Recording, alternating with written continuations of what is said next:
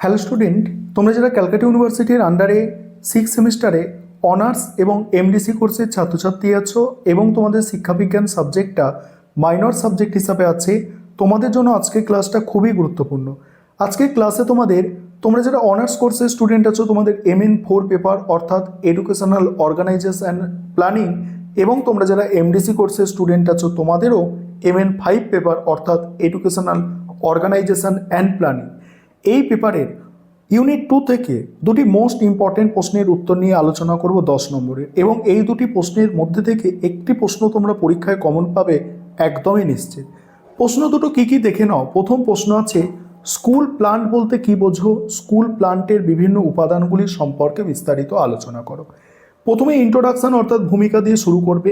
দেখো কি লিখছো, শিক্ষা একটি ধারাবাহিক এবং সুসংগঠিত প্রক্রিয়া যা শিক্ষার্থীদের সার্বিক বিকাশে সাহায্য করে। এই শিক্ষাদান প্রক্রিয়াকে সুষ্ঠুভাবে পরিচালনা করার জন্য একটি উপযুক্ত ও অনুকূল পরিবেশের প্রয়োজন। আধুনিক শিক্ষাবিজ্ঞানে এই উপযুক্ত পরিবেশ সৃষ্টির অন্যতম প্রধান শর্ত হলো একটি সুপরিকল্পিত স্কুল প্লান্ট বা বিদ্যালয় পরিকাঠামো। এবার স্কুল প্লান্টের সংজ্ঞা। সাধারণ অর্থে স্কুল প্লান্ট বলতে কেবল বিদ্যালয়ের ইমারত বা ভবনকে বোঝায় না। শিক্ষাবিজ্ঞানের দৃষ্টিকোণ থেকে স্কুল প্লান্ট হলো বিদ্যালয়ের সামগ্রিক ভৌত পরিকাঠামো। এদের মধ্যে বিদ্যালয়ের জমি, ভবন, শ্রেণীকক্ষ, খেলার মাঠ, গ্রন্থাগার, গবেষণা, আসবাবপত্র, পানীয় জলের ব্যবস্থা এবং অন্যান্য সমস্ত শিক্ষামূলক সরঞ্জাম অন্তর্ভুক্ত থাকে। সহজ কথায়, শিক্ষার উদ্দেশ্যগুলি বাস্তবায়নের জন্য প্রয়োজনীয় ভৌত, কাঠামোগত এবং পরিবেশগত উপাদানের সামগ্রিক রূপই হলো স্কুল প্লান্ট।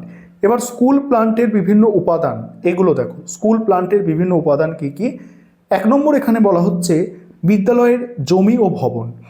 বিদ্যালয়ের অবস্থান এমন জায়গায় হওয়া উচিত যা কোলাহল মুক্ত, স্বাস্থ্যকর এবং যাতায়াতের অনুকূল।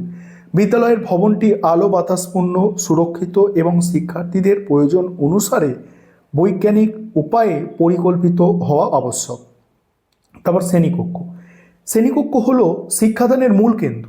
প্রতিটি শ্রেণীকক্ষ পর্যাপ্ত, প্রশস্ত এবং উপযুক্ত আলো বাতাসযুক্ত হওয়া প্রয়োজন।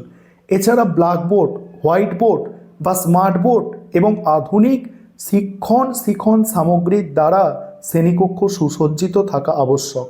তারপর হচ্ছে গ্রন্থাগার।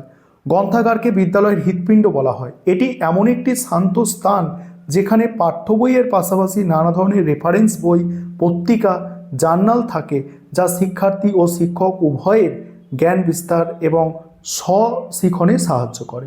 তারপর গবেষণা বা ল্যাবরেটরি। আধুনিক বিজ্ঞানসম্মত শিক্ষার জন্য সুসজ্জিত ল্যাবরেটরি অপরিহার্য।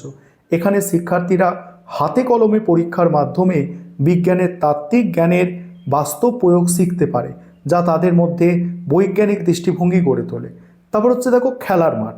শিক্ষার্থীদের শারীরিক ও মানসিক বিকাশের জন্য একটি প্রশস্ত খেলার মাঠ স্কুল প্লান্টের একটি অবিচ্ছেদ্য অংশ। এটি শিক্ষার্থীদের মধ্যে দলবদ্ধতা, নেতৃত্বদান, সহযোগিতা এবং শৃঙ্খলা বোধ গড়ে তুলতে সাহায্য করে। তারপর হচ্ছে আসবাবপত্র, অন্যান্য সরঞ্জাম। শিক্ষার্থীদের বয়স ও শারীরিক গঠন অনুযায়ী শ্রেণীকক্ষে আরামদায়ক বেঞ্চ, ডেস্ক থাকা প্রয়োজন। এছাড়া বিদ্যালয়ের প্রশাসনিক কাজের জন্য প্রয়োজনীয় আসবাবপত্র এবং শিক্ষার আধুনিক সরঞ্জাম স্কুল প্লান্টের অন্তর্ভুক্ত। তারপর স্যানিটেশন ও পানীয় জলের ব্যবস্থা। শিক্ষার্থীদের সুস্বাস্থ্যের কথা মাথায় রেখে বিদ্যালয়ে বিশুদ্ধ পানীয় জলের ব্যবস্থা থাকা বাধ্যতামূলক। পাশাপাশি ছাত্র ও ছাত্রীদের জন্য পৃথক এবং পরিষ্কার পরিচ্ছন্ন শৌচাগার ব্যবস্থা থাকা স্কুল প্লান্টের একটি অত্যন্ত গুরুত্বপূর্ণ উপাদান। উপসংহার দিয়ে শেষ করছো। পরের প্রশ্ন আজকের ক্লাসে মোস্ট ইম্পর্টেন্ট প্রশ্ন, বিদ্যালয় গ্রন্থাগারের ভূমিকা ও গুরুত্ব আলোচনা করো। এর সঙ্গেই আছে একটি আদর্শ বিদ্যালয় গ্রন্থাগারের বৈশিষ্ট্য। এখানে ভূমিকা দিয়ে শুরু করবে। তার আগে একটা বিষয় তোমাদের বলি, তোমাদের জন্য অনলাইন কোচিং ক্লাস চলছে। তোমরা যদি কেউ পেইড ব্যাচে অ্যাডমিশন নিতে ইচ্ছুক থাকো বা আমাদের থেকে স্টাডি মেটেরিয়াল পারচেস করতে চাও, আমাদের স্টাডি মেটেরিয়ালের কোয়ালিটি তোমরা দেখতে পাচ্ছ।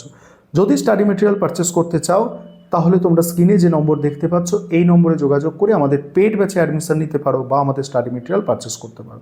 ভূমিকা থেকে শুরু। এবার দেখো, আধুনিক শিক্ষা ব্যবস্থায় বিদ্যালয় গ্রন্থাগারকে বলা হয় শিক্ষার হৃৎপিণ্ড বা বহুদিক পরীক্ষাগার।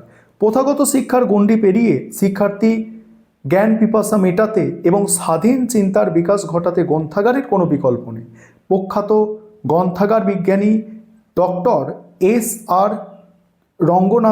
রঙ্গনাথনের মতে গ্রন্থাগার হলো একটি ক্রমবর্ধমান জীবন্ত সত্তা।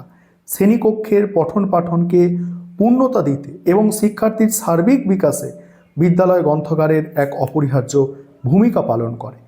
এবার হচ্ছে বিদ্যালয় গ্রন্থাগার, বিদ্যালয় শিক্ষায় গ্রন্থাগারের ভূমিকা ও গুরুত্ব। প্রথম পয়েন্ট কি? জ্ঞান ভাণ্ডারের প্রসার এবং পাঠ্যক্রমের পরিপূরক। শ্রেণীকক্ষে নির্ধারিত পাঠ্যপুস্তকের বাইরে শিক্ষার্থীদের জানার আগ্রহ থাকে। গ্রন্থাগারে থাকা বিভিন্ন রেফারেন্স বই, বিশ্বকোষ ও তথ্যপঞ্জি পড়ে শিক্ষার্থীরা তাদের জ্ঞানের পরিধি বাড়াতে পারে। এটি শ্রেণীকক্ষের পাঠদানকে আরও গভীরভাবে বুঝতে সাহায্য করে। এবারে স্বশিক্ষণের অভ্যাস গঠন। গ্রন্থাগার শিক্ষার্থীদের মধ্যে নিজের পড়ার এবং স্বাধীনভাবে তথ্য অনুসন্ধানের অভ্যাস গড়ে তোলে। শিক্ষার্থীকে সাহায্য ছাড়াই নতুন কিছু শেখার এই প্রবণতা তাদের আজীবন শিক্ষার সাথে পরিচালনা করে। এবারে অবসরের সদ্ব্যবহার। বিদ্যালয়ের টিফিন বা ছুটির সময় শিক্ষার্থীরা গ্রন্থাগারে বসে সুস্থ পরিবেশে বই পড়ার সুযোগ পায়। এর ফলে তাদের অবসর সময়ের সঠিক গঠনমূলক ব্যবহার করতে শেখে, বিভিন্ন অবাঞ্ছিত কাজ থেকে দূরে থাকে। এবারে শিক্ষকদের পেশাগত বিকাশ। একটি উন্নত গ্রন্থাগার কেবল শিক্ষার্থীর নয়, শিক্ষকদেরও সাহায্য করে। শিক্ষকরা তাদের পাঠদানকে আরও আকর্ষণীয়, যুগোপযোগী এবং তথ্য সমৃদ্ধ করার জন্য গ্রন্থাগারের নতুন বই, ম্যাগাজিন, শিক্ষামূলক জার্নালের ওপর নির্ভর করে। এবার পরের পয়েন্ট, সৃজনশীলতা ও কল্পনা শক্তির বিকাশ। পাঠ্য বইয়ের একঘেয়েমি কাটাতে শিক্ষার্থীরা গল্প, কবিতা, উপন্যাস, ভ্রমণ কাহিনী, মনীষীদের জীবনী বই পড়ে এগুলো তাদের মনে নৈতিক মূল্যবোধ জাগ্রত করে এবং সৃজনশীল ও কল্পনা শক্তির বিকাশ ঘটে। এবার আদর্শ বিদ্যালয় মানে গ্রন্থাগারের যে বৈশিষ্ট্য, এই বৈশিষ্ট্যগুলো এখানে আছে। উপযুক্ত অবস্থান এবং শান্ত পরিবেশ। গ্রন্থাগারটি এমন একটি স্থানে অবস্থিত হওয়া উচিত যেখানে কোলাহল কম পৌঁছাবে, চেলামেলি হবে না। পর্যাপ্ত প্রাকৃতিক আলো, বাতাস এবং কোলাহল মুক্ত শান্ত পরিবেশে গভীর মনোযোগ সহকারে অধ্যয়নের জন্য অপরিহার্য। এবার বাকি পয়েন্টগুলো তোমরা দেখো। এইভাবে তোমাদের প্রশ্নের উত্তর গুছিয়ে লিখতে হবে ভালো নম্বর পাওয়ার জন্য। তাই তোমরা যারা আমাদের পেইড ব্যাচে অ্যাডমিশন নিতে ইচ্ছুক আছো বা স্টাডি মেটেরিয়াল পারচেস করতে চাইছো, অবশ্যই তোমরা স্ক্রিনে দেওয়া নম্বরে যোগাযোগ করতে পারো।